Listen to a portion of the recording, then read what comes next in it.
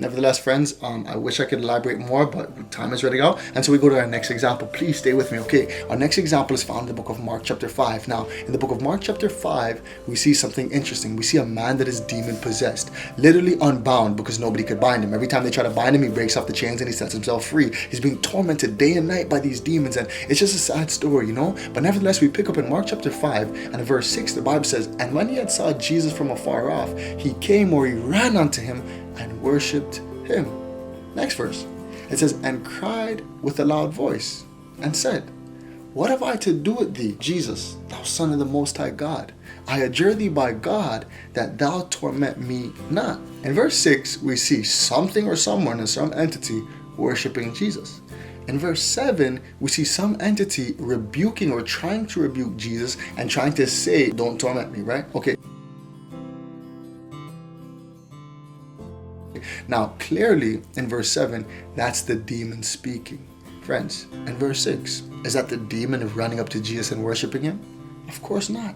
Why would the demon run to Jesus and they say, "Jesus, please don't torment me"? Why wouldn't he try to run away from Jesus? Friends, here we see a conflict, a controversy between two entities, two powers. The man is trying to worship Jesus. But what stops him?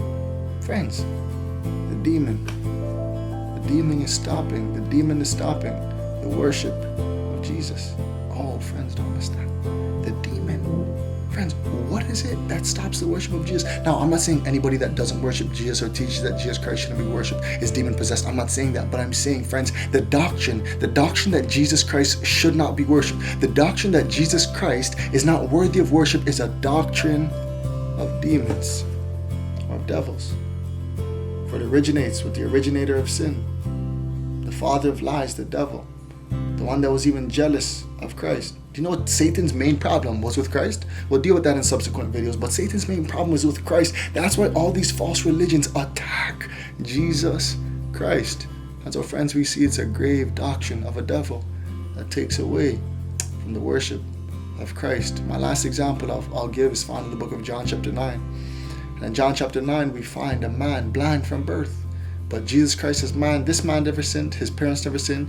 But this man was born blind that the works of God might be made manifested in him. That you, listener, that me, speaker, could learn a lesson from this man's experience. The Bible says that Jesus anointed the man's eyes with clay, and eventually the blind man went and he seen. Now, when this happened eventually the Pharisees didn't know what to do, so they kicked him out of the temple. And we pick up the story in the book of John, chapter 9, verse 35. The Bible says, "Jesus heard that they had cast him out. And when he had found him, he said unto him, Dost thou believe on the Son of God?" And the blind man is just like, "Lord, who is he that I might believe on him?" And Jesus Christ is like, "Thou hast both seen him, and it is he that is talking with you."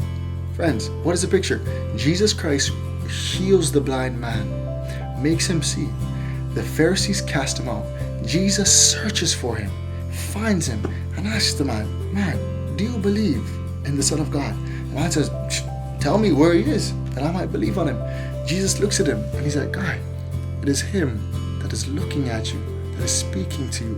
The person that you're speaking to right now is the Son of God."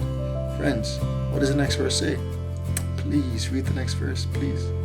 Verse 38, "And he said, Lord, I believe." And he worshipped him.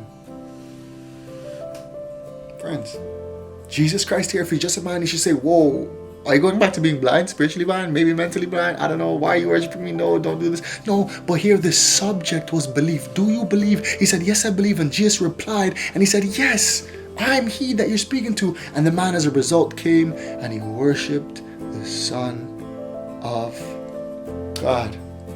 Friends, what does Jesus say? Does he refuse to worship? No. He says, "Guys,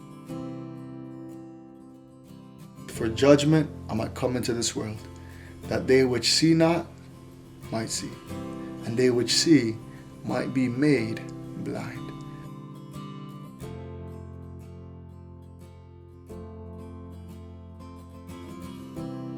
Friends, it is a characteristic of a blind man not to worship Jesus. But you see, when Jesus Christ heals and anoints your eyes and gives you spiritual vision, you will see clearly that Jesus Christ is worthy of worship.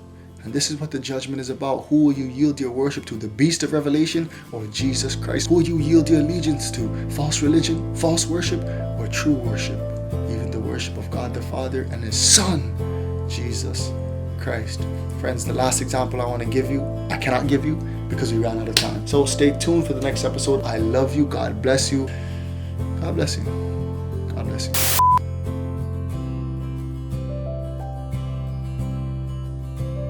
Not to worship Jesus. But you see, when Jesus Christ heals and anoints your eyes and gives you spiritual vision, you will see clearly that Jesus Christ is worthy of worship.